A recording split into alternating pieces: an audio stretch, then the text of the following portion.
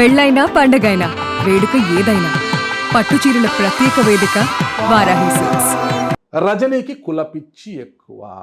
రజనీ కాపు, అందుకే కాపు సామాజిక వర్గానికి చెందిన అంబట్ రాంబాబు ఇంటిపైన దాడి చేస్తే సహించలేకపోయారు, పార్టీ లైన్ దాటి ఖండించారు అని టీడీపీ వారు జనసేన నాయకులు అంటున్నారు. అదే జోగి రమేష్ ఇంటిపైన దాడి చేస్తే ఎందుకు ఆ స్థాయిలో స్పందించలేదు, అంబట్ రాంబాబు ఇంటిపైనే దాడి చేస్తే నిప్పు పెట్టారని ఎందుకు చెలరేగిపోయారు? అంబట్ రాంబాబు గారు కాపనా, లేదంటే సాటి న్యాయవాదనా, లేదంటే రాజకీయ నాయకులు పక్కపక్కనే ఒకటే వీధిలో ఉన్నారనా, ఏంటి అసలుకి అని టీడీపీ వాళ్ళు, జనసేన వాళ్ళు, బీజేపీ వాళ్ళు బయట చర్చించుకుంటున్నారు. మీరు ఏం సమాధానం చెప్తారు వాళ్ళకి? కులపిచ్చి ఉంటే అమరావతి రాజధాని రైతులు ఎవరంటారు? వాళ్ళు ఏ కులమో నాకు తెలియదు. మీకు తెలంగాణ దిశ కేసులో 4 చనిపోయారు. ఈ రోజుకి వాళ్ళు ఏ కులాలో ఇప్పటికీ కూడా నాకు తెలీదు. ఎస్సీలు అయితే కాదు, ఎందుకంటే వాళ్ళకి ఏదో రావాల్సిన బెనిఫిట్స్ రాలేదు కాబట్టి, ఏదో బీసీ కమ్యూనిటీ నాకు తెలియదు. అడ్వకేట్ గా ఫేమ్ తెచ్చుకోవడానికి అక్కడ చేశారు, ఇక్కడ చేశారు. ఒక రాజకీయ నాయకులు ఇక్కడ పేరు అడ్వకేట్ గా పేరు తెచ్చుకోవడానికి అక్కడ చేశారు. అక్కడ పేరు, అక్కడ మీలాంటి అడ్వకేట్లు జర్నలిస్టులు ఎప్పుడు వాళ్ళ ఇంటికి వెళ్ళి మైక్ ఎందుకు పెట్టలా? అక్కడ ఫేమ్ గురించి కాదు, ప్రాణాలతో పోరాడి చేసిన పని. ఎవరు ఫీజు ఇవ్వడు. అది కేసు చివరి వరకు ఉంటే ఫేమ్ వచ్చింది. మధ్యలో పోతే మీ బొట్టోడు దారిన పోయేదానికి కూడా చెప్పడు. అప్పట్లో ఒక ఇంటర్వ్యూకి వచ్చిందయా, మధ్యలో బస్సు యాక్సిడెంట్ అన్నారు, ఎవడేం చేశాడు మనకు తెలియదు అని చెప్పుకోవడానికి కూడా పనికిరారు. ఫేమ్ అనే పిచ్చి మాట అలాంటి కేసుల్లో వాడకూడదు. అది పీకల లోతు ప్రాణాలకు తెగించి కరోనా టైంలో ఆర్టీసీ బస్సుల్లో పోయి చేసాం. చక్కగా మంచిగా కోట్ వేసుకుని ఏసీ సీట్లో కూర్చొని 1-to-1 ఇంటర్వ్యూ చేయలే. అమ్మాయిని అత్యాచారం చేయడం కరెక్ట్ అంటారా? అమ్మాయిని అత్యాచారం చేసింది వాళ్ళు కాదు, ఎవరో పెద్దోళ్ళని దాచిపెట్టి పేదోళ్ళని ఇరికిచ్చారు. అదే ప్రత్యూషారెడ్డి గారు ఫైల్ పట్టుకొని సజ్జల గారి, అదేంటి మన సజ్జనార్ గారి చుట్టూ తిరుగుతుంటే తెలుసు కదా, మొన్నే కదా రెడ్డి గారు ఎవరో పేరు బయటకు వచ్చి సుప్రీంకోర్టు 23 సంవత్సరాల తర్వాత 4 వారాల్లో లొంగిపోయా అని 23 సంవత్సరాల తర్వాత సుప్రీంకోర్టు ఇచ్చిన తీర్పు. అది ప్రత్యూషాది, యాక్టర్ ప్రత్యూషాది.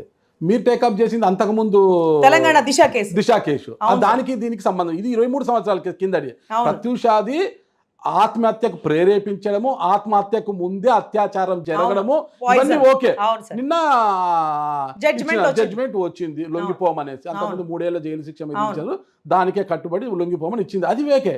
మీది దిశ కేసు విషయం గురించి మాట్లాడేది. దిశ కేసులో కూడా ఒక పెద్దోడు ఉన్నాడు, 4 పేదోళ్ళని బలి చేశారు. ఎవరు మేడం? ఎవరో పెద్దోడు పట్టుకునే కాడికి ఇక సత్యం బాబు కేసులో, ఆయిషా మీరా కేసులో ఎవడో పెద్దోడు చెప్పండి మీరు. అదే మనకి కాదు, ప్రపంచం మొత్తం తెలిసింది. పాపం గౌరవ పోలీసు వారికి తెలియదు, మరి మీకు తెలియదు, నాకు తెలియదు. సత్యం బాబు సరే, సత్యం బాబు నిర్దోషం అన్నప్పుడు దోషం. తెలంగాణ పోలీసులకు తెలియకుండానే ఎక్కడో గుంటూరులో న్యాయవాద వృత్తి చేసుకుంటున్న రజనీకి ఎలా తెలిసింది? అక్కడ దోషులు మాత్రం వాళ్ళు కాదు, ఎలా తెలుసు? అరే ఎలా తెలుసు అంటే ఒక చిన్న లాజిక్. నేను ఒక లేడీగా ఎవరికైనా ఒక పెన్ ఇస్తే బ్యాంకులో, అది ఇచ్చే వరకు అక్కడే నుంచుంటా. ఎవరన్నా ఒక ఫోన్ మాట్లాడుకుంటానంటే ఆ ఫోన్ వాళ్ళకి స్పీకర్ ఆన్ చేసి మనమే ఇస్తాం, కానీ ఫోన్ వాళ్ళ చేతికి ఇవ్వం. ఓకే, ఒక ఆడపిల్లగా సరే, ఒక ఆడపిల్లను జాగ్రత్తగా ఉంటాం కాబట్టి, అందులో మధ్య తరగతి వాళ్ళం. అర్ధరాత్రులు 9:30 టయానికి బండి పంచర్ అయితే, మధ్య తరగతి అరే ఆ వెటర్నరీ డాక్టర్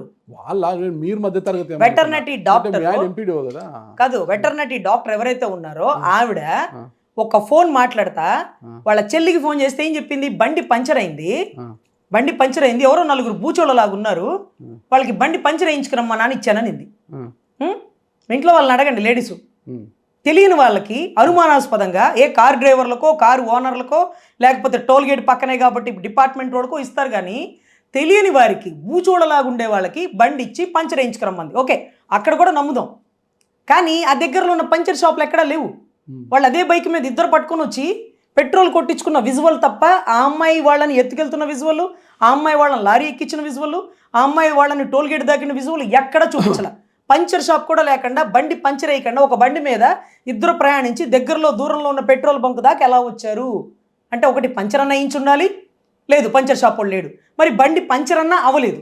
మరి బండి పంచర్ అవునప్పుడు అమ్మాయి ఫోన్లో ఏం చెప్పింది? నా బండి పంచర్ అయిపోయింది, నేను ఇప్పుడే వచ్చాను ఫంక్షన్ నుంచి, రేపు పొద్దునే మళ్ళీ టెంపుల్కి వెళ్ళాలి, ఆఫీస్కి వెళ్ళాలి, నువ్వు బండి అక్కడ పెట్టి రా అని చెల్లి అడుగుతున్నా, లేదు పంచర్ వేయించుకు వచ్చేస్తున్నాడు, ఎవరో 4 బూచోళ్ళలాగా ఉన్నారు అని మొత్తం విజువల్, ఆడియో రికార్డింగ్, ఒక్క విజువల్ ప్రజెంటేషన్ కూడా సిర్పూర్ గారు కమిషన్ ముందు వాళ్ళు ప్రజెంట్ చేయాలి.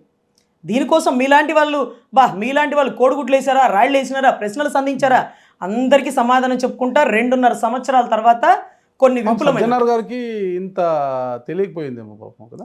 సజ్జనార్ గారికి తెలియకపోయిందా? పొలిటికల్ ప్రెజర్ ఉందా? లేకపోతే 4 ఒకేసారి ఎన్కౌంటర్ ఎలా చేసేస్తారు? రివాల్వర్ మీ చేతికి ఇచ్చినా మీరు కాల్చడం చేతగాడు, దానికి పిన్ ఉంటుంది, దానికి బుల్లెట్స్ ఉంటుంది, దానికి రేంజ్ ఉంటుంది, షూట్ ప్లానింగ్ ఉంటుంది. నాకైతే ఏం తెలుసు, మీకు ఇన్ని తెలుసా? సార్ మేము యాజ్ అన్ అడ్వకేట్ గా మాకు ఆ ప్రొఫెషన్ లో గన్ను పెట్టుకుంటే గన్ను ఉందా మీకు? గన్ను లేదు సార్. గన్ను డైరెక్ట్ ఎప్పుడు చూడలేదు నేను. సార్ మాకు గన్ను లేదు, కానీ ఢిల్లీలో మాతో పాటు పనిచేసే సుప్రీంకోర్టు, మా సీనియర్లు సుప్రీంకోర్టు అడ్వకేట్ల వాళ్ళ దగ్గర చాలా మంది దగ్గర లైసెన్స్ రివాల్వర్ ఉంటుంది సార్. మీతో పాటు పనిచేస్తారు సుప్రీంకోర్టులో? సుప్రీంకోర్టులో పనిచేసే అడ్వకేట్ ఆన్ రికార్డుల దగ్గర కొంతమంది దగ్గర ఉండేవి. దాని గురించి మాకు కొంత అవగాహన ఉంది. అది పాయింట్ బ్లాక్లు ఎలా చేస్తారు, దాన్ని ఎలా లోడ్ చేస్తారు, దానికి పిన్ ఎక్కడ ఉంటుంది, అలా తీయంది ఎలా కాల్చడానికి లేదు, AK-47 ఎన్ని బుల్లెట్లు ఉంటాయి, మిగతా దానికి ఎంత ఉంటాయి, పాయింట్ బ్లాక్ అంటే ఎక్కడ కాల్చాలి, ఎక్కడ కాలిస్తే మనిషి చనిపోతారు, అన్నీ తల మీద గుండె మీద కాల్చినారు. పరిగెట్టేవాడికి తెల్లవారుజామున 4ంటికి మసక చీకట్లో పూర్తిగా మంచు పడే నిర్మానుష ప్రదేశంలో టార్గెట్ ఫినిష్ చేయడానికి వాడు అక్కడే ఉండి నుంచుంటే కాలిస్తే తప్ప ఇన్ని మీటర్ల దూరంలో కాల్చారా, అన్ని మీటర్ల దూరంలో కాల్చారా, మొత్తం పోస్ట్ మార్టం రిపోర్ట్లో వచ్చేది. సో ఇక్కడ దొరికింది ఏంటంటే, నాకు తెలిసింది ఏంటంటే మీరు సుప్రీంకోర్టుకి వెళ్ళినప్పుడు అక్కడ సీనియర్లతో కేసుల విషయం కాకుండా పిస్టల్ గురించి మాట్లాడతారంట. పిస్టల్కి పిన్ ఎలా ఉంటుంది, ఎట్లా కాలుస్తారు, పాయింట్ బ్యాంక్లు ఎలా పెడతారు, ఏం కథ అని మీరు తెలుసుకుంటారనమాట అవి కదా. సార్ అమ్మ మా దగ్గర లైసెన్స్ అవునా సార్, ఉందా సార్? సార్ ఒకసారి మేము చూడొచ్చా సార్? ఒకసారి చూపించండి సార్. సార్ బాగుంది సార్. సార్ ఇది ఇలాగ డైరెక్ట్ షూట్ చేస్తారు, అమ్మ మనకు అలా తెలియదు ఇవన్నీ చెప్తారు కదా. దీనికోసం ఉన్న ప్రొఫెషన్ మొత్తం మానేసుకొని గంటలు కేటాయించింది కదా. ఏదో ఆయన దూరం నుంచి చూపిస్తారు అంతేగాని రివాల్వర్ మన చేతికి కూడా అప్పచెప్పరు.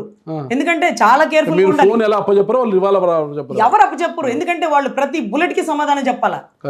ఎవరన్నా రివాల్వర్ తీసుకొని పారిపోయారు అనుకోండి, అప్పుడు ఇతను అరెస్ట్ చేసేస్తారు.